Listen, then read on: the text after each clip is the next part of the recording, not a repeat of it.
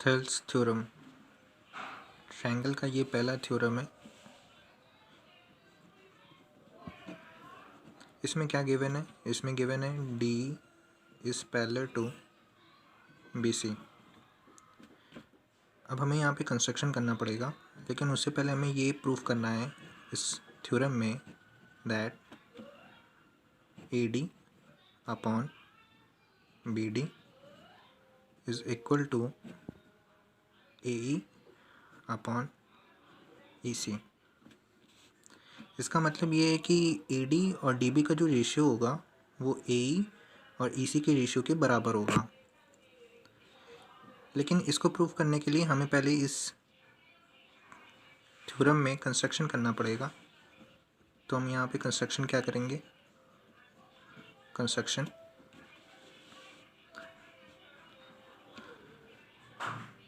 Draw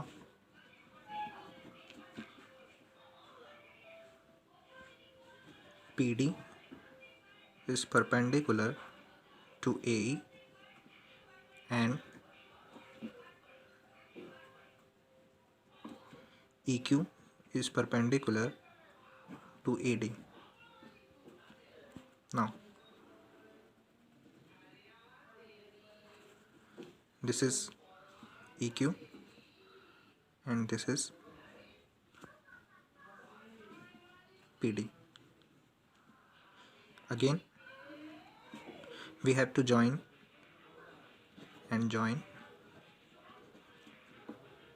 CD and BE, और हमें B को EC और C को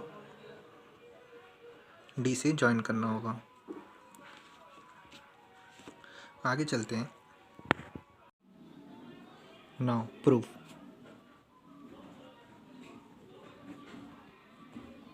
सबसे पहले हम क्या करेंगे? ADE और EDB का रेशियो ले लेते हैं। So in triangle ADE and triangle DEB इनका रेशियो ले लेते हैं। So area of triangle ADE upon area of triangle EDB।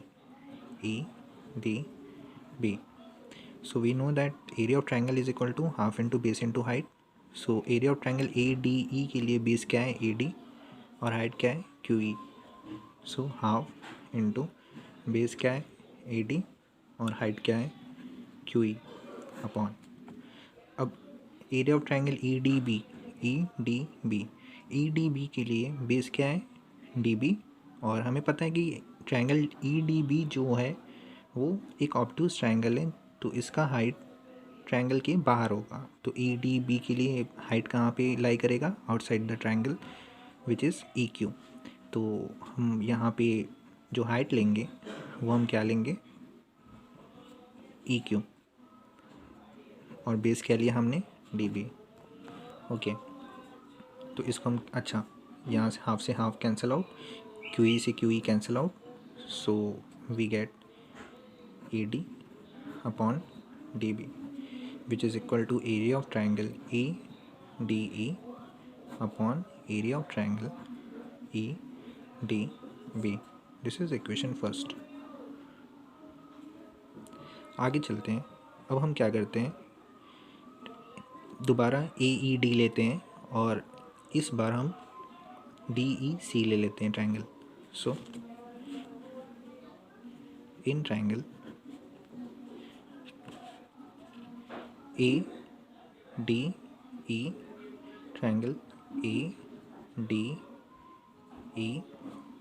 And और कौन सा ट्रायंगल ले लेते हैं? DE और C, ट्रायंगल DE और C। आगे again we take the ratio of triangle ADE and triangle DEC। So area of triangle ADE upon area of triangle DEC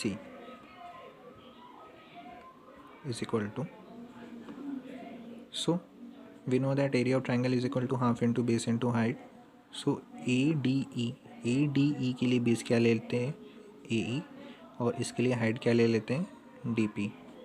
so half into base क्या है AE और height क्या है DP upon, अब DEC देखते हैं. DEC के लिए हम बेस क्या ले लेते हैं EC, और हम देख रहे हैं कि ट्रायंगल DEC जो है वो एक ऑब्टूज ट्रायंगल है, तो इसका हाइट जो होगा वो ट्रायंगल के बाहर लाई करेगा विच इज़ DP. तो इसके लिए भी हम हाइट DP ले लेते हैं. क्लियरली देख रहे हैं कि हाफ से हाफ कैंसिल आउट हो रहा है, DP से DP कैंसिल आउट हो रहा, तो हम बोल सकते हैं this is equal to AE upon EC. इसको हम इक्वेशन सेकेंड ले लेते हैं. आगे चलते हैं.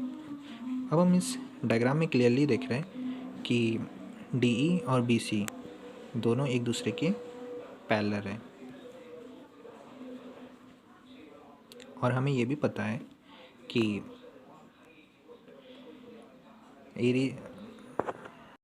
आगे हम देख रहे हैं कि DE is parallel to BC, और यहाँ पे हम देख रहे हैं कि DEB और DEC ये दो ट्रायंगल हैं जो कि सेम बेस DE पे लाई कर रहे हैं. And we also know that if two triangle lie on the same base and between the same parallel line, then the area of these two triangle are equal. So इस theorem से हम ये कह सकते हैं कि एरिया ऑफ DEB जो होगी वो एरिया ऑफ ट्रायंगल DEC के बराबर होगी. तो यहाँ पे हम क्या क्या लिख सकते हैं, area of triangle DEB is equal to area of triangle DEC. This is equation third. Region में क्या लिखें, that if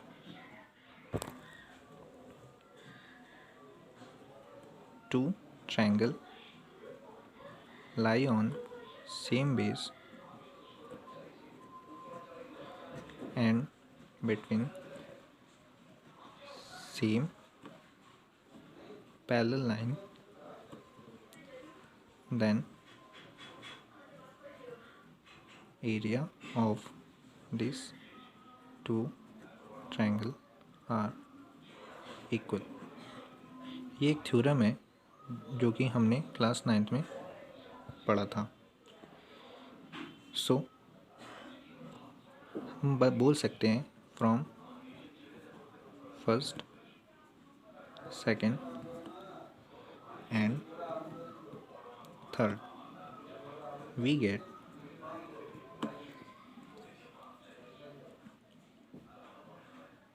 EE upon EC is equal to ED upon DB. Hence proof.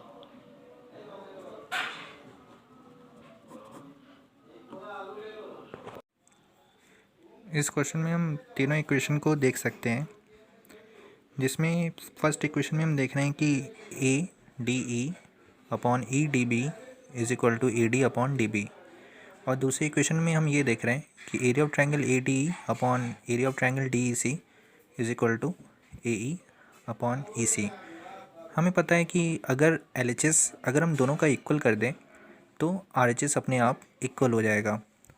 तो हम ये देख रहे हैं कि LHS में जो न्यूमरेटर है ADE वो सेकंड इक्वेशन के न्यूमरेटर के बराबर है. बट अगर हम डिनोमिनेटर को देखें जैसे EDB, तो इक्वेशन सेकंड के डिनोमिनेटर से वो इक्वल नहीं है. लेकिन हमने इक्वेशन थर्ड में क्या किया, बाय थ्योरम इन दोनों ट्रायंगल को भी इक्वल कर दिया, जिससे कि इक्वेशन फर्स्ट और इक्वेशन सेकंड का जो लेफ्ट हैंड साइड है वो बराबर हो गया, जिससे कि हम क्लियरली कह सकते हैं कि RHS इज़ ऑल्सो इक्वल. तो हमारा फाइनल आंसर क्या आ गया, AC upon EC is equal to AD upon BD. कहने का मीनिंग क्या है, कहने का मीनिंग यही है कि AD और DB का जो रेशियो होगा वो AE और EC के बराबर होगा, if and only if DE is parallel to PC. Thank you.